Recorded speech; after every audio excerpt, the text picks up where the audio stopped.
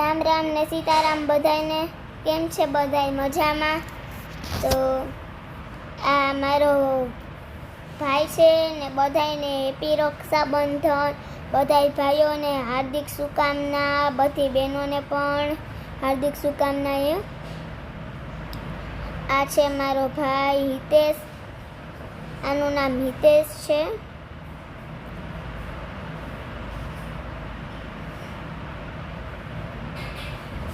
રાખડી મેં બાંધી લીધી હતી, પછીનો મેં વિડીયો કર્યો. મેં પછી જેટલા પૈસા દે એ પ્રમાણે હું એને પેડો ખવડાવીશ, એટલે કટકો કરીને દેખાડી દીધી. જો અવડો કટકો ખવડાવીશ તું મને 20 રૂપિયા આપીશ ને. તો પછી મને કહે કે વોટ્સઅપમાં મેં તને નાખ્યું તે જોયું કે બેનુંને 10 રૂપિયાથી વધારે રૂપિયો નથી માગવાનો.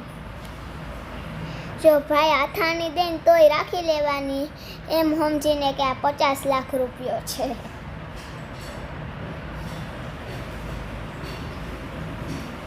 પછી હવે હું તમને દીપકનો સીન બતાવીશ. હવે દુખણા લઈ લીધા મેં.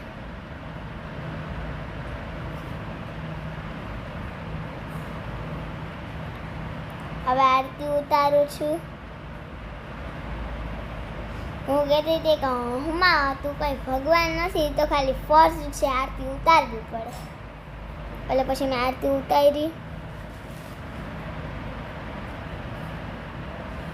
હવે દીપક આવશે.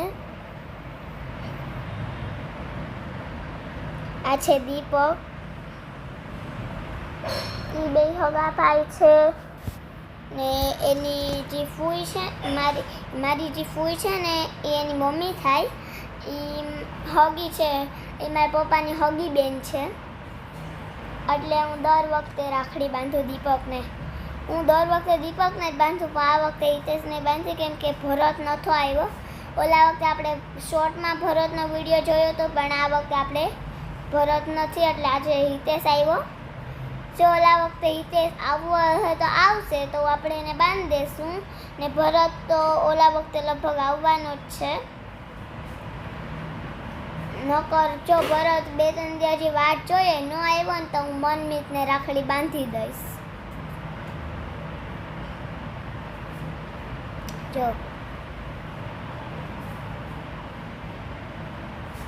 પછી આપણે મનમીતને બાંધવું એનો આપણે વિડીયો લેશું.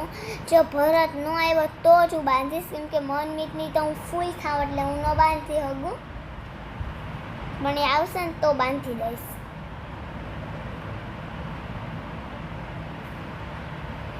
તમે બધાએ રાખડી બાંધી હોય તો મને કોમેન્ટમાં યસ લખીને એક લાલ દિલ મોકલજો, અને ન બાંધી હોય તો નો લખીને ગ્રીન દિલ મોકલજો, એટલે હું તમને રિપ્લાય કરી દઈશ. ને તમારે છે ને આપણે નેક્સ્ટ વિડીયોમાં હું તમને એક વસ્તુ કહેવાની છું, પણ અત્યારે નહીં કહીશ, નેક્સ્ટ વિડીયોમાં. અત્યારે નહીં. Bye bye everyone.